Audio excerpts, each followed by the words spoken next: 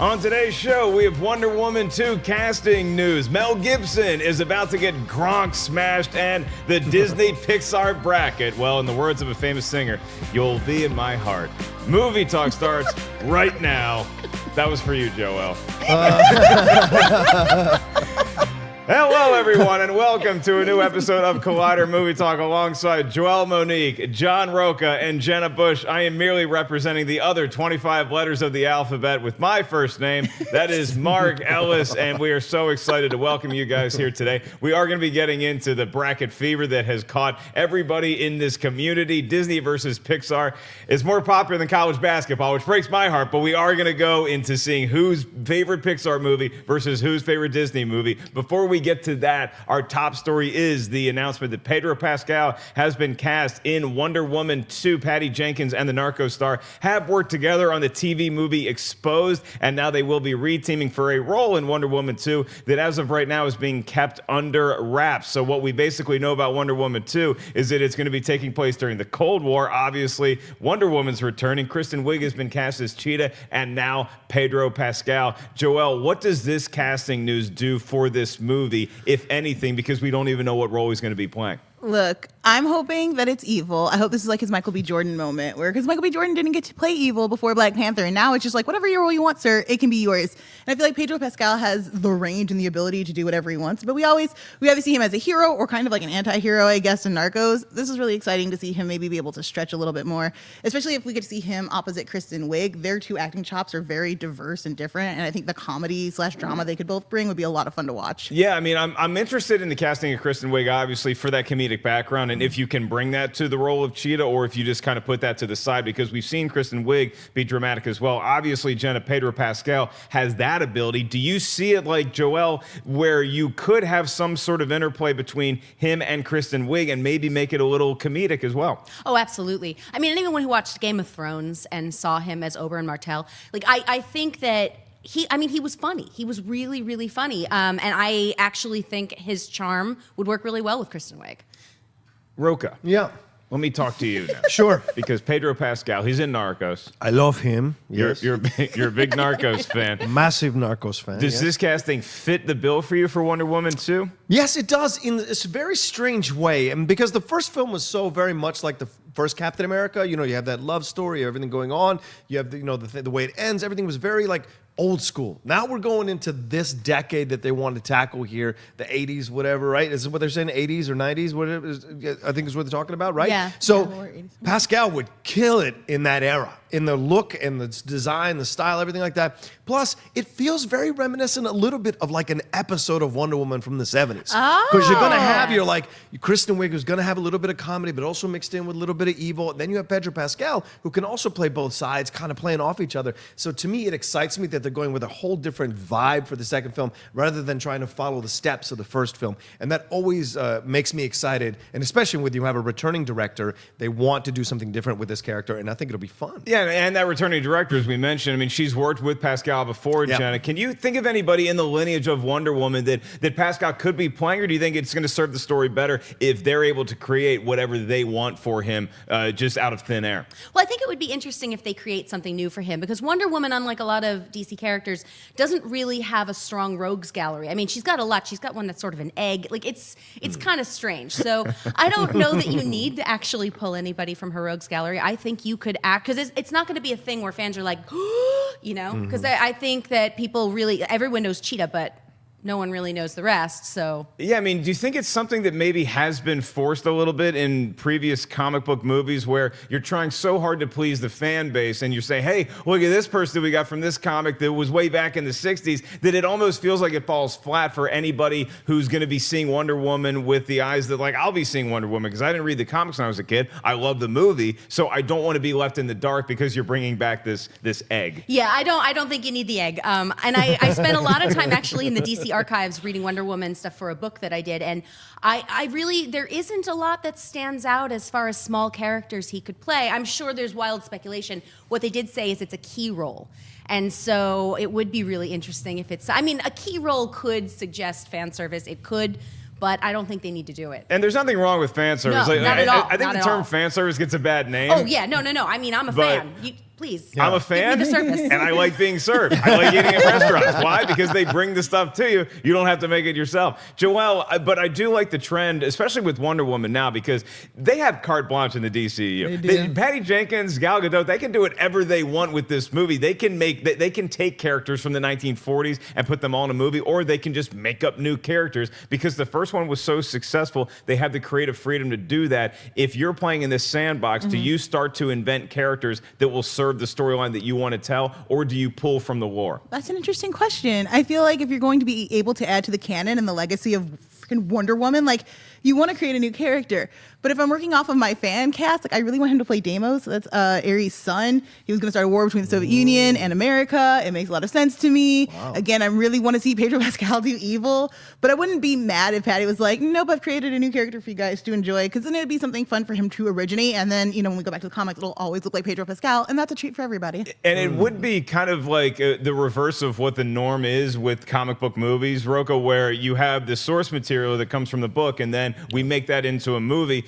Could it be a situation where now the movie is dictating what we see in the comic books going forward? Yeah, sure. Why not? I mean, I think that's certainly possible. I mean, we see, if you take Star Wars as an example, Star Wars Rebels introduced a bunch of new characters into the canon that now people absolutely love, so those things are certainly possible. I would love to see it happen with this.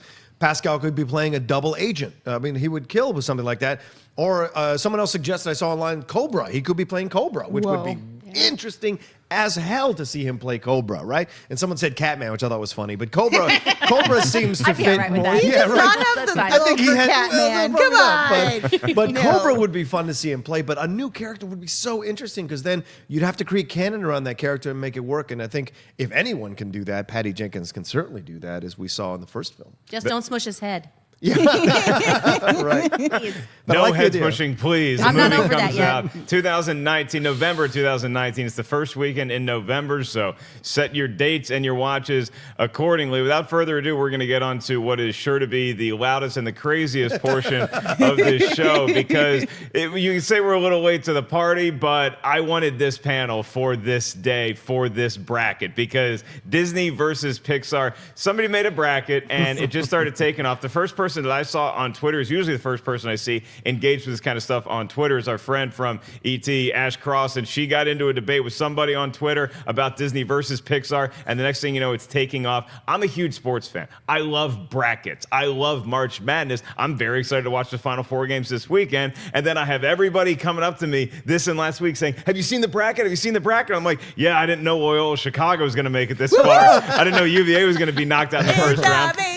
That wasn't the bracket they were talking about. They were talking about Disney versus Pixar. So what I wanted to do is have each of our panelists run their games through the bracket and then see what comes out. John Rocha, you Yes, have your sir. bracket there in front of you. I You do. seem locked and loaded, ready to go. Before we get into who your championship game is, Yeah. you seem a little upset as some movies that maybe weren't invited to the big dance. Look, as Mark said, he's a sports fan. I am a sports fan. Go Here's the- Orioles opening day. There you go. Go it is. Yankees on my end. But here's the thing you have to understand. You got to know sports in order to seed things correctly. You do not put Lion King up against Tarzan. You put Lion King up against The Good Dinosaur. A 1 seed versus a 16 Okay, seed. but That's how this these is things Disney work. versus But- Pixar, so right, it would have to be a Disney movie. Oh, that it you would have put to the be. Yeah, Lion I'm playing King around. up So you against. could probably put something else other than Tarzan up against Lion King. That's my issue. But either way, some things are missing too. Wreck-It Ralph is missing, which is insanity. Emperor's New Groove is missing. Treasure Planet is missing. Hunchback of Notre Dame is missing. This is not a full bracket. However, we got to deal with what we're playing with here. And in my final four, coming out of my division at the top, I have Big Hero 6. I have Aladdin at the bottom. That's right. I have Toy Story 3, and I have The Incredibles. And there were a lot of really hard decisions that were made on the set here before we got before we turned on the camera. Wait. Yeah. I got to look at your bracket for a minute. Please do. You have Out of my Southeast bracket. you have the biggest upset of the tournament. Yeah. You have the equivalent of University of Maryland, Baltimore County beating UVA. Sure. Because he has Tarzan upsetting the Lion King I in do. the first I'm round. sorry. What is your What? logic behind that? To me, Tarzan just spoke to me more as a film. I really enjoyed his journey, his character. I love what Minnie Driver does with Jane. I love the idea of Brian Blessed as the villain. And I really enjoy Lance Hendrickson voicing the gorilla, the main gorilla, and what Tarzan has to go through and experience. Of course, Tony Goldwyn did a fantastic job with him as well. And what he has to go through. And by the end, man, what he learns, plus the soundtrack is incredible. 2 of those songs are still on my workout mixes, and another song is a song I run this song. Yeah, Son of Man has a great drum beat. You can party on a Son Son of Man, and the other one that it's just like me, or people like strangers like me. Beautiful song, an incredible love story Even through the that camp song. song, dude. Yeah, the camp song is fun as Dope. well. So it's just a great thing all around. It's a fun movie, and it's a very touching movie. Glenn Close, when she sings that song, Two Worlds to him, oh man, heartbreak every time, crying every time.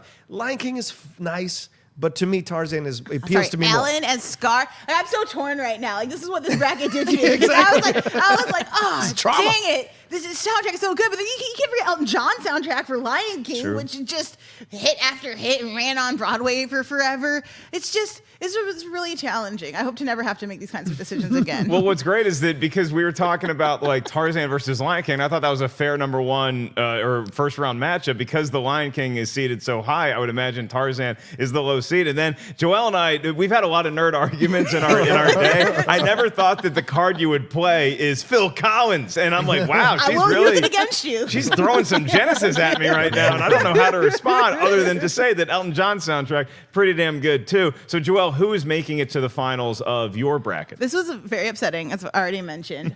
Lion King versus Big Hero 6 was a fight I didn't think I'd ever have to have. I mean, Big Hero 6, I watched that movie maybe 10 or 15 times. I bought it on DVD. It's kind of perfect.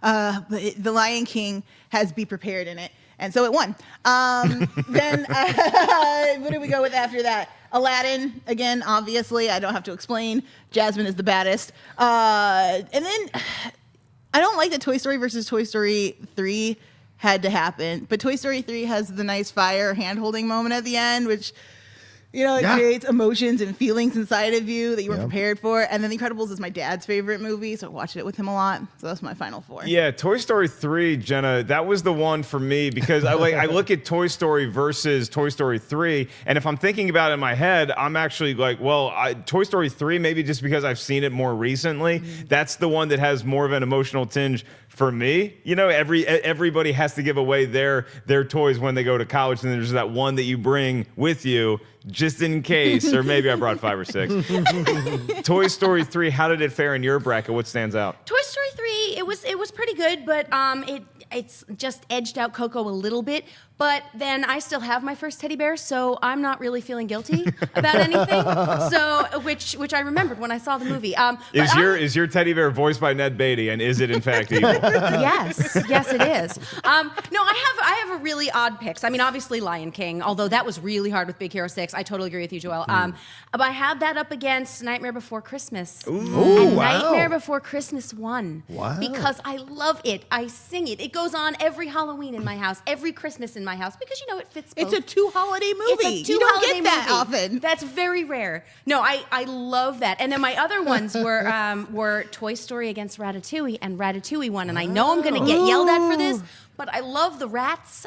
And honestly, it was really hard for me to do Incredibles versus WALL-E because I love WALL-E so. I know it's weird, but I love WALL-E so much. Wait a damn minute, Jenna. No, but there's a reason. There's a reason. It made me like cockroaches. It was cute, and I was so afraid when he was going to get smushed, and then he didn't, and I was happy. And I have no complaints about your WALL-E thing. I can see that. I don't see how you take Ratatouille over Nemo or Inside Out. That is strong. Inside Out Whoa, was not Ratatouille is so far above Inside Out for me. Yeah, So Inside far. Out was not my movie. Look, I lived in a little girl's head. I don't need to go That back rat there. warmed that cold critic's heart, okay? And Need it I was say beautiful. Bing Bong? Need I say Bing Bong? See, That I is the know someone- I heart. didn't Spoiled have an Bing Bong for me. imaginary friend, so Bing Bong did not resonate See, the hard thing for me, like the Pixar side of the bracket is a lot tougher for me to negotiate than the Disney side because I love the Lion King. Like I had the Lion King versus Aladdin. Aladdin upset Beauty and the Beast in mine because I looked at Beauty and the Beast and I'm like, oh, you're running right to the finals against Lion King. Aladdin came in there. I couldn't give it the win over Lion King, so I had Lion King facing off against the movie that upset Toy Story 3 for me, which I didn't think was possible, and that's Coco. I just kept coming back to Coco. So it was Coco versus the Lion King, and I still haven't decided who wins. You guys can vote for me. Let me know, should I go with Coco or should I go with the Lion King in this bracket that ultimately means nothing, but hey, does anything in life really mean anything? Go see Ready Player One. It's all virtual reality. None of it actually matters. Do a bracket at which makes you cry the most.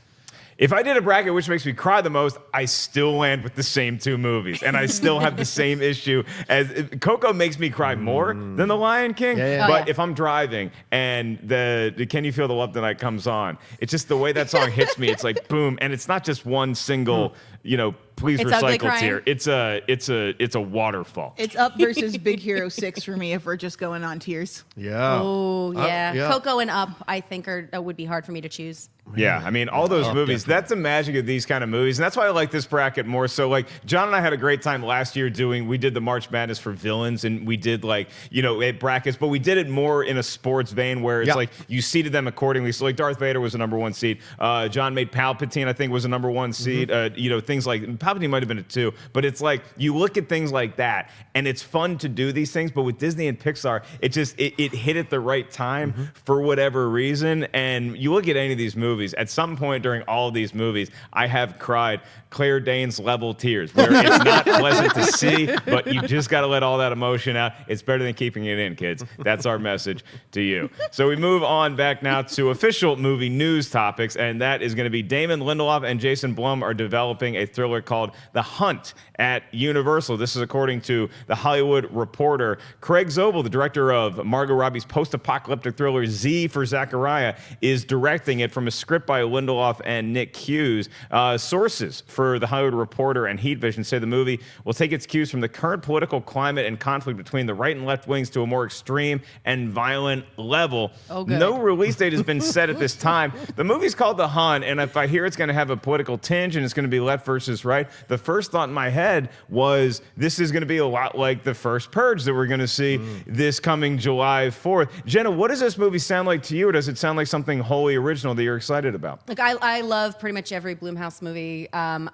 In general, I used to really like political things. Now I'm just tired. So I'd really just like to watch something with fluffy bunnies in it. So, I mean, it's obviously topical, and I'm sure they'll do it well because generally they do. But I just don't know that I want to see more political violence stuff happen.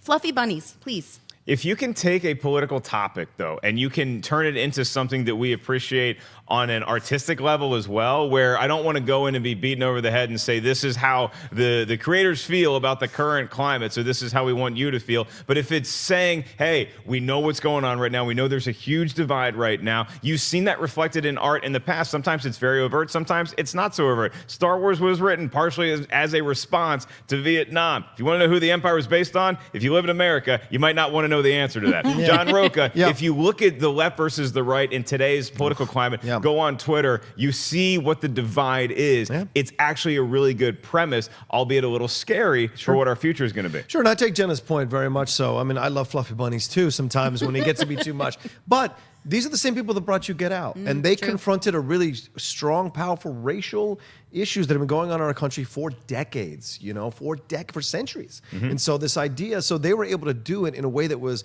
interesting and new and subversive, yet still be a thriller. Even if you didn't want to look at it through a racial lens, that film still worked as an incredible thriller. And so I trust them to do the right thing with this kind of thing and bring it out and expose both sides. Because Roseanne's kind of doing their opening episode did that, where you have Roseanne, who's a Trump supporter, and then you have Lori Metcalf, her sister, who is a Hillary supporter, and you have them having their conversation. So that's the kind of dialogue that we keep talking about we want to see. So if this movie can do that, then I'm all for it. I just don't want to see something that's so slanted one way or the other. Give me a fair discussion, back and forth. Let's see the good and the bad points. And then maybe by the end, some people come out of that changed. Who knows? Can I have one bunny though, just one, and don't kill it? Just it has to survive the movie. Don't Glenn Close the bunny. No, that's do what not you're do saying. that. Look, the movie's called The Hunt, so somewhere in The Hunt, Joelle, we could have 16 bunnies, and then only one of them makes it through the bracket to be the champion bunny that gets to survive. How do you feel about this movie, and in general, when you have a film that has not so much of a subversive political message, but something that's really on the nose? I think it's exciting, especially if Blumhouse is going to be making these kinds of plays at the Oscars continually. The idea of political thrillers kind of exaggerated into horror is the world that we're living in. Yay! So if they can do it well on film, kudos to them. There's a Mads Mikkelsen film by the same name that came out in 2012, which is horrifying and kind of Mads has been accused of touching a child inappropriately. We know as the audience that he did not, and the whole film is just how do these investigations happen, and then it's crazy, but very, very good and well produced and thought out. And if it has a similar tone, I'm going to be very excited about it. That film has you on the edge of your seat the entire time. What really speaks to me about this movie is not only the fact that you are going to have some sort of messaging where it's just, and it's not even like it's left-leaning or it's right-leaning, it's just that there's a divide, and we're exploring that with a movie called The Hunt. It's that Damon Lindelof is teaming up with Jason Blum. That's just a cool team-up to me, and I like it even more because I know that it's going to be multi-layered, and that there's going to be things that you see in the movie and there's going to be mysteries that you have to unravel. I don't think it's going to be completely straightforward. And for as much as I enjoyed, particularly the second Purge, it's a straightforward movie. We know what we're getting here. I think that this might be a little more of a maze to figure out for the audience, which seems like something that's really fun. And again, political messages can be very overt. Like I think this Purge movie, the first Purge, that's going to be very leaning one way. And then you have other movies that you can enjoy on a level like Get Out. You can enjoy as just this weird Twilight Zone, or you can say, oh, they're really getting political in the messaging here. Something else like that is the X-Men movies. The X-Men, you can watch just like, oh, cool, it's fun to see giant mutants fight each other, but there's also a lot of political undertones to that. And in that vein, we make our transition to our next story, which is a trailer released by 20th Century Fox that features kids with superpowers. But it ain't in the X-Men universe. It is called The Darkest Minds. And the trailer just dropped, so we're going to talk about it right now. I really like this trailer. One of the reasons why I like this trailer, as I was watching it, I hit the button to watch it, and I say, this is just going to be an X-Men for the YA generation, and it's just going to be a nice, little gateway drug to enjoy more mutants in this huge universe of X-Men. But Darkest Minds is cool because you can have kids with superpowers, and it doesn't necessarily have to tie into anything, so you don't have a legion of fans saying, well, why did you take that character in this direction? But I remember this character from the cartoon doing this, so now they're not doing that anymore. That's going to piss me off. Nope, you can do whatever you want with Darkest Minds. I'm not saying it's going to be great, but I'm saying I like that there's potential, and the sandbox is something new that nobody's been in before, so now they can do whatever they want. Rocha, you check this trailer out. Yeah. How do you feel? I actually saw it last night. I went to see Ready Player One again last night, and it was played right in front. It was great. How was the crowd at Ready Player One? People were there? The crowd was fantastic. It was full theater, and they reacted really powerfully to this trailer. Like, people were clapping after the trailer, and that made me very happy because we've seen this New Mutants thing getting pushed and pushed and pushed. This essentially is New Mutants kind of combined with Hunger Games, right? This idea, especially at the end, which is holding up the hand and the color on the hand and everyone else. So what I think is, it speaks to something that's happening, this idea of wanting to kind of be individual, but find your people, your crew, your troop. And that's what you see in the film. And they want to fight against this authoritarian regime. That always seems to work because no matter who gets into power, they can be viewed as authoritarian. And so you see it work within this movie. And then you have an interracial love story, which I love. I was like, great, let's do this. And it's no big deal. Great. And the way they're doing the powers, really incredible. And the journey they're all going through in the trailer. They give you just enough to get you excited to see if this may be something good. And like Chronicle is, there was no history of Chronicle. They just get these powers and they do what they do. So I enjoyed it very much. Jenna, do you fear that this movie is just going to be compared to X-Men and that fans might see this as just borrowing too much from X-Men and not being its own thing? I think that'll happen initially. Obviously the trailer, which I absolutely loved, people will make the comparison. There's no way not to. I was calling it a YA post-apocalyptic X-Men, but that's not a bad thing. Right. I like YA stuff. I like post-apocalyptic. I love X-Men. I'm fine with that. But I also like the idea of it being a completely original universe. And obviously there'll be comparisons drawn, but I think once you have the movie out there, once you get to know the characters, that might not be the case. The other thing is we keep asking for unique things. Yep. So now that we've got something unique, go see it. Right. It's there. You can go see it. Everybody always wants original content, Joelle. This is an example of that. Will people go see it? I'll be disappointed if they don't. I mean, we went and saw, I can't remember the name of the movie. The one with the magician who's like doing things with little, it's awesome. Magic trick. Slight, you got it. There you go. You said magician. I was like thinking Sorcerer's Apprentice. I don't know if it did that well, but I really did like Slight. That was a really good small movie, like an Iron Man, Totally. It was like Iron Man meets drug dealing meets the inner city. Thought that was a really cool story. This could be something in a similar vein, borrowing from Jenna's point of view, where it is a very post-apocalyptic setting. I feel like these are the stories we've been getting at least my generation, for a very long time. It actually reminded me more of Avatar: The Last Airbender, and it got me really excited. I was like, maybe this production team could do a real Avatar: The Last Airbender movie, and Earthbenders wouldn't move 3 rocks, but like whole trees, and it would be really awesome. I'm excited for this film. It looks good. A lot of these kids have been in other films. You've seen them around. They're really talented. This could be like Amanla's big kind of breakout thing, and it makes me excited for My her. favorite part of the trailer is near the beginning when like you have all these kids, you can see that they're like their eyes light up and they have special powers. Then there's one little tiny girl, she can't be more than 5 years old. She lifts a table and then there's a doctor there and he sees the table and he starts writing like can lift shit. Okay, that's it. We're gonna make a note of that. Do you guys like, because I know that particularly Joelle and Jenny, you guys are so invested in comic books, and Rocha, you have the ability to read as well.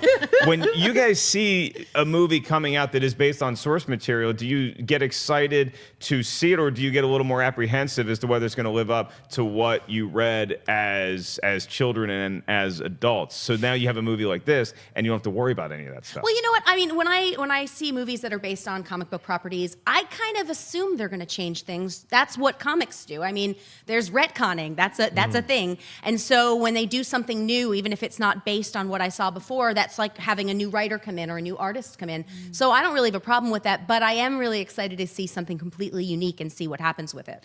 Yeah, I mean, Joelle, it seems like, and going back to the conversation we had about Wonder Woman 2, where, you know, you have art informing art, but it might be reversed now. As somebody who is a huge comic book fan, do you like when you just have a new property like this, or is it more exciting to you to have some built-in fandom walking into a picture? I would say it's exciting in a different way. Getting to walk into a theater and not know what's about to happen is like thrilling. It's super exciting just to let it wash over you. But I think in this day and age, any new property is available to become a complete like universe unto itself. Like just because this film, you know, stands alone now doesn't mean we won't have a comic book of it in a couple years. Doesn't mean we won't have novel versions of it soon, or podcast editions, or at the very least like fan casting of things or rewrites of things. So I think we live in an exciting time where anything can become its own universe. To be able to experience it as a group in a theater for the first time makes it unique and different from a lot of other properties. In order to have all that cool stuff you're talking about, all the books and the fan fiction and the comic book, you know, based on the movie has to do well, Rocha. This movie is opening in a pretty nice location, honestly, because it's the first weekend of August this year. So it will have to compete with all the action extravaganzas we got from July. We're going to have to deal with Skyscraper, as Shep calls it, Sky Hard. Going to have to deal and then The Equalizer 2 the following week, and then Mission Impossible Fallout is the weekend before this movie comes out. But this movie comes out against Christopher Robin and The Spy Who Dumped Me. So this is very counter-programming to those two movies. And then the next weekend, August 10th, is going to have to deal with a giant shark, the Meg. Oh my God. But it does have some fertile ground to grow. Do you think that Darkest Minds could be that surprise hit of the summer? Yeah, I think it could be. I think it'll depend on the reviews. I think it'll depend on people who go to see it and word of mouth as well. I think it's really important for this film because you're right, where it's positioned is really good for its possibilities, but it all depends on how it's going to be received. And I think also, not just that it's counter-programming, the young adult franchises have fallen off, right? With Divergent, with Hunger Games no longer being around,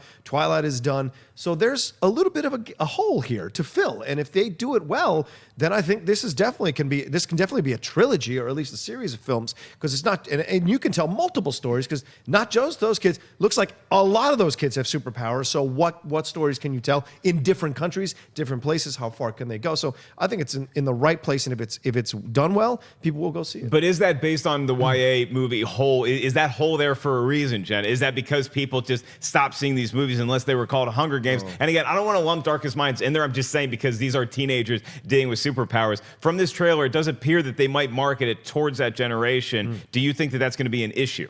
I don't think it'll be an issue. I mean, I think that, you know, when I was a teenager, I loved when things were targeted toward me. I think the specific type of post-apocalyptic stuff maybe was a little bit overdone. This is different, though. I want to know what the hands mean. I'm already intrigued with what are the different colors. Like, I don't know. I love that sort of thing. And YA is really dark now. And Yeah, I love that. I think that's really cool. No, I think it's a nice open spot that might just start a different version of it. And you look at the success of The Gifted and The Runaways, there is a market for this if you do it right. Yeah, it's happening on TV right Yeah. now all over the place. And we keep talking about the comic bubble burst and when will it happen, when people become disinterested, but ticket sales suggest that it's not going away anytime soon. So I feel like, as Rocha was saying, this is just the right time for this franchise to launch. All right, well, the right time for the New England Patriots franchise is pretty much any year because they're in the Super Bowl virtually every season, although it didn't quite work out well enough for him against the Philadelphia Eagles. Rob Gronkowski, the famous tight end for the New England Patriots, has joined the cast of a upcoming movie starring Frank Grillo and Mel Gibson. The movie is called Boss Level. This is according to our friend Jeff Snyder and a huge Patriots fan. Hell, he plays on Team Patriots. So Snyder breaking this story from the tracking board. And then you have Rob Gronkowski, who, this is very interesting that he's joining this cast. And the premise of the movie is that Frank Grillo, from The Purge, amongst other things, he's a retired Special Forces vet who becomes trapped in a never-ending loop that results in his death every day. So it's got a very Edge of Tomorrow in a very dark way kind of vibe. Gronk's role has not been specified yet. We don't know if he's a good guy or a bad guy. The movie's called Boss Level. Grillo dies every day. I imagine it's going to be a death at the hands of Rob Gronkowski. And on at least more than one occasion, he might Gronk spike him a few times. And I'm ambivalent to this as a football fan. I love watching Rob Gronkowski play football. He's a transcendent talent at the tight end position. But even if you get to him being, this is not unheard of, somebody making the transition from athletics into having a film career of some note. You look as far back as somebody like Jim Brown, who retired from football early partially to make movies, and he might be the best running back of all time. Obviously, The Rock, wrestling is sports entertainment, and he came from there. John Cena trying to make the same transition. And Rocha, Gronk is somebody who we've heard rumblings recently that he may not want to be in football, particularly with the New England Patriots, for all that long. It just seems like the rigid Bill Belichick style of coaching doesn't really appeal to him anymore and what he wants to do with the rest of his life. He also had the concussion issue last year that could force him to say, you know what, I don't want to be playing this game until I'm Tom Brady's age. Is this the right play for him to start maybe putting his foot elsewhere than just the football field? I think so, because he's an entertainer, rather. And you've seen him on ESPN. You see him do all these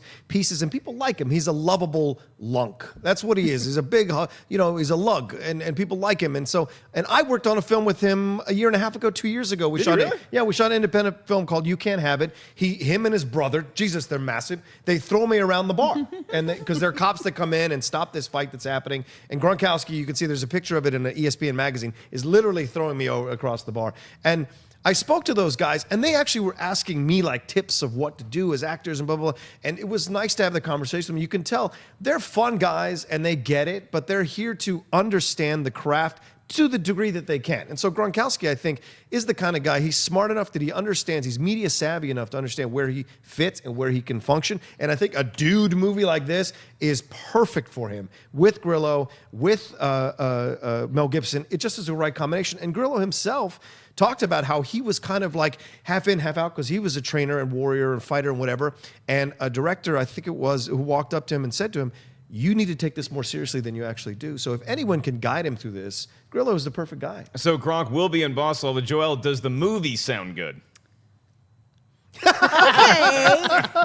So it's not advertised or marketed to me, so that's totally fair. I think Mel Gibson fans will probably have a good time with it. If Gronk can give a Charles Barkley in Space Jam level performance, I might show up and watch it. Charles not a great actor, but he has fun. He's enjoyable to watch. Yeah, I mean, this is a movie that, obviously it's going to appeal to action film fans, but I also think that if you add Gronk into it, it almost feels like the Expendables, Jenna, where now we have all these heroes from our past, and even walks of life we didn't expect to see them in, piling onto this movie, and that could mean business from a different sector. Yeah, and I mean, I don't mind this at all. I'm not a sports fan, but I like the idea of people transitioning from other careers. I'm on my third right now, so I very much appreciate when people do that. And again, this is also, I like movies like this. I think they're really fun. And I know Expendables, I know it's a little like cameo, but I still had fun when I saw it. And ultimately, I don't demand that every single film I see be brilliant and artsy. I just want to have a good time. And it sounds like something I would have a good time watching. Does it bother anybody that you have this guy who's famous for being a football player and that now he just wants to throw his hat in the acting ring? Or No, like no. Jenna said, I mean, did you give him the credibility because you only have that career? You're a football player. Your life expectancy in that realm is maybe 15 years at best, unless you're Tom Brady and you sleep 20 hours a day and you drink 200 gallons of water and you eat 9 avocados every morning. That's the only way to play until you're 40 and above, and especially if you're playing tight end, you're getting beat up like Gronk does all the time. He's had a career history of injuries. Do you like that he makes this transition, or do you think, hey, let's stick to the football field? We have professionals that do this kind of What stuff. I know about football is that they pay you weekly and that that money goes quickly. You got to keep your stacks up. I'm not going to be mad at the guy for wanting to try his hand at acting and explore a new career. And if you've been in this industry for a week, you understand that when you have money or power or fame behind you, you can get almost anything you want a lot faster than those of us starting from scratch. So to be mad at him, like anybody in his position who wanted to explore a career in acting would try the same thing. So You can pay for acting lessons. absolutely. Yeah. You have money. You can do that. Yeah, and I would also say, Rocha, that if you get upset, like, oh, why is this football player trying to be in a movie? Again, you point to The Rock, and he's the biggest movie star in the world. He's the one guy that can guarantee a huge opening weekend just by virtue of him being on the poster. So I think you got to give Gronk a little bit of rope here. Absolutely. And as Jenna, I'm on my second career. You know, I was an actor for a long time and making this transition here. And I get it. But what helps is when they show dedication to learning how to do the craft. That's really important. And that reads. And you see that with Batista. No one thought Batista was going to take this and go to the next level and do what he's doing. And look at him in all these franchise So films. good. And now my mom's a fan. It's very weird. And from what I read about him, he was going to these acting classes kind of underground, not telling people, kind of figuring it out for himself where he was going to go next. Rock did the same thing. So it's a matter of if they respect the craft enough to go to classes and learn how to do it, then we as fans will see it and enjoy them and their work. That's what it is. Third career, second career. I'm on my, eighth career. It started out as a promising employee at a movie theater, and then I went to mini golf, and that didn't work out either. Telemarketing, I just wasn't cut out for it, so I had to fall back on stand-up comedy, where you can see me this weekend at the Comedy Store. My last date's in town for about a month, then I'm going to Detroit, then I'm going to Columbus, Ohio, then I will be at Hartford, Connecticut. I have some upcoming dates coming in New York City, as well as possibly San Diego. Still working on that. We're going to save some time at the end of this show for your live Twitter questions. Go ahead and start tweeting us right now at Collider Video. Use the hashtag Collider Movie Talk. We also have our top 10 Spielberg movies is up, so subscribe right here to Collider Video. I believe number 7 is dropping today. Man, we're running through these fast, man. It's like Christmas morning. You just start ripping open your presents, and you see how many you have left. You're like, oh my God, I only got a few. Gee, they better be good. It's Spielberg movies. They're going to be good. Number 7 just dropped. We're going to continue to have new episodes coming out the next couple weeks. As far as Spielberg movies go, we also have a whole new episode of Jedi Council for y'all, and the new Schmodown is dropping tomorrow. That's part 2 of the live extravaganza. Without going full outlaw on JTE here, can you just tell us about the night a little bit, and how excited you are to see the fans watch the matchup between you and JTE? Yeah, the night was, listen, let me tell you something. The night was incredible. You rode the wave of the excitement of the fans. It was almost a theater packed to the gills of fans. And so I can't even explain to you the feeling that it was like, but I know JT and I spoke about it afterwards, and we both were just amazed at the reaction. And it was a whole nother ballgame to play in front of a live audience like that. And I think that's going to come through. And I think we did our best work that we've ever done on the Schmodown together. And I think people will enjoy it so much. That will be dropping tomorrow. You guys can check out our new show, Caption This. Follow us at Collider Video's Instagram, and we post a picture, write a funny caption. You might be featured on the show. We also have commentaries of The Last Jedi and Justice League up on the channel right now. But this show isn't just about me promoting where you can see me do stand-up. You can get tickets to markellislive.com. It's also about meeting the panelists. So, Joelle, where can the kids check you out? Yeah, join me tonight, 9 o'clock over at AfterBuzz. We're going to be breaking down the latest episode of Atlanta, and all in Donald Glover's Deadpool script, because holy cow. And then, yeah, also Magicians, I think, wraps up next week, Wednesdays at 6 or 7. Check the AfterBuzz schedule. I'll be around. You can follow her on Twitter. Joelle's got a lot of stuff going on. She'll let you know sometime in advance. Jenna Busch, where can everybody find you? You can find me on Twitter and Instagram at Jenna Busch, BUSCH, like the beer, not the president. And I am part of a book that's coming out as part of the Psych Geek series, Daredevil Psychology, which comes out in June with a foreword by Stan Lee. And I'm also doing a show now called Super Dork House, which you can follow on Twitter at Super Dork House and check us out on YouTube. Nice. All right, Jenna Busch, like you opening the beer. And John Rocha's here too. Anyway, we're going to move on to where can the kids find it? You guys can always find me at The Rocha Says on Twitter and Instagram.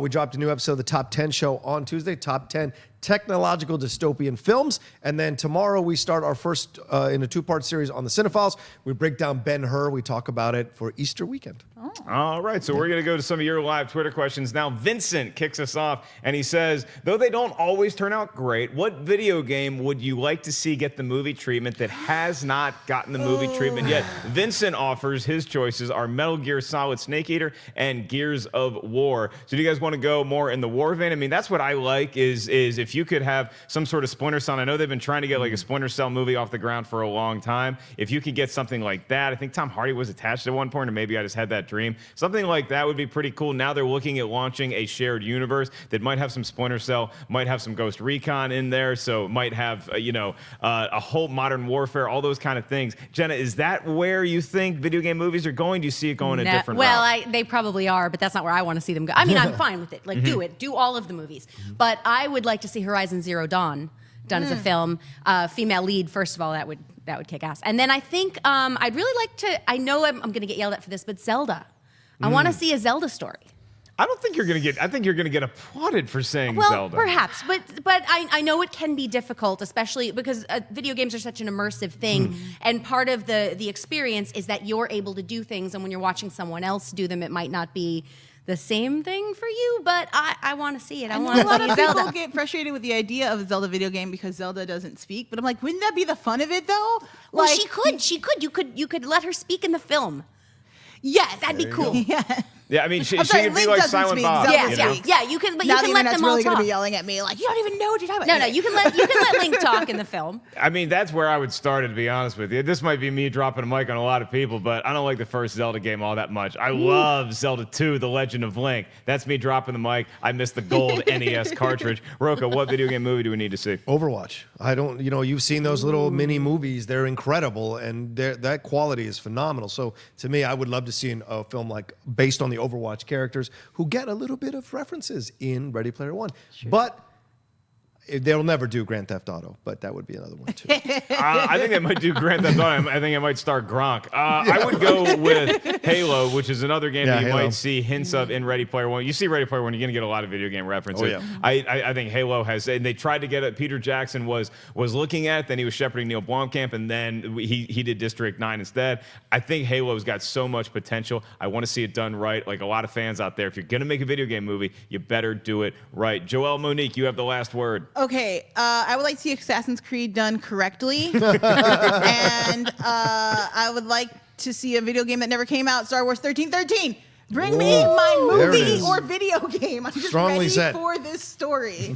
That's where I'm at. Phil Fang Foom closes us out here, and his question is near and dear to my heart. He says, what food would you like to see have their mascot turned into a movie? For example, he loves the M&M's commercials, and he wants to see like a full feature-length movie based on the M&M's commercials. Now, they've even done video games with characters. Like there was a Sega Genesis game for Spot, the 7-Up mascot. There's also a video game for who I want to see turned into a feature-length film. I know Brienne Miss Movies agrees with me. The Noid from Domino's. I want to see the Noid from Domino's have his own movie, maybe his own trilogy, his own shared universe of taking down other pizza chains. I want to see the Noid go up against the chicken from KFC. I want to see the Noid go up against Pizza Hut. I want to see the Noid go up against Mayor McCheese and Grimace and everybody from McDonald's, because I think the Noid is going to come out on top. He can take a punch. John Rocha, am I crazy?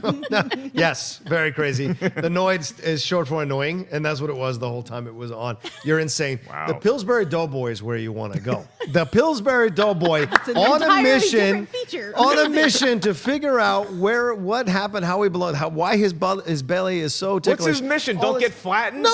His mission is to figure out how to become the Pillsbury Doughboy. He's always wanted to be the Doughboy for Pillsbury. And how does he do it? And you go through the whole progression and how he learns. Or you do the whole McDonald's thing and you make it like the Muppet movie. The whole McDonald's character is like the Muppet movie where they're having to find, the Big Mac in the sky. I think the Pillsbury Doughboy, it feels like a flubber relaunch for the next generation. I'm here for it. I don't want to do the Keebler Elves. That's a horror. I know that's a horror. Yeah, no, don't want to see that. Yeah. So you're in for Pillsbury Doughboy. Any other mascots that you like that should get their own feature-length movie? I really want to see a Captain Crunch versus Tony the Tiger movie. Like, I'm Joelle like just opened up a real great box of legitimate cereal. Holy war crapola. out here. Like, we could throw Count Dracula's like out here picking sides and stuff. Like, I want to see a cereal war movie. Chocula. So we're kicking off with Captain Crunch versus Tony the Tiger. That's a summer blockbuster Totally. right there, Jenna Busch. Well, I agree about Count Chocula. And Boo Berry. Oh, I was Boo always Berry. like, that really, he wasn't appreciated. But can I tell you one I don't want to see that they'll probably end up doing? It's those cinnamon toast crunch things, or what? No, they're frosted mini wheats. It's the ones where they put a towel around their waist and they get in a hot tub full of milk. Oh, I'm yeah. very upset by that. First of all, what are you covering? Yeah. You're not covering anything, and I don't want my cereal to be having like weird cereal sex in a hot tub. Whoa. I don't like it. I feel the same way about them that I do about the toilet paper bears who have to inspect each other for lint on their butts. I have issues with Okay, and first of all, toilet paper cereal hot mascots. tub sex. I'll say to everybody out there, don't knock it till you try. I will also say that based in the cereal vein, I think the best movie that we could all imagine would be the Cookie Crisp, the cops versus the robbers. Yes. They're chasing around the whole time. yeah. Okay, guys, we got to go now, but we're all going to write these scripts and we're going to get these movies made ASAP. I want to thank all of you guys for participating in the show, whether you do it in the live chat or the YouTube comments, you tweet us, any way that you guys help support the show, we really appreciate it. Tell your friends about it and subscribe right here to Collider Video. Make sure you guys tune in tomorrow when we're going to have a guest host. I'm off for the weekend. Very excited to see you guys back bright and early Monday morning. For Joelle Monique, Jenna Busch, and John Rocha, I am merely Mark Ellis at Mark Ellis Live. Enjoy Movie Talk tomorrow, kids. Hey everybody, Mark Ellis here. Thanks for watching this episode of Collider Movie Talk. You want to watch more? Then click up here, or you can click right here for more great content from Collider. And if you haven't subscribed to Collider Video, do so right now and share this vid with your friends. Thanks for watching.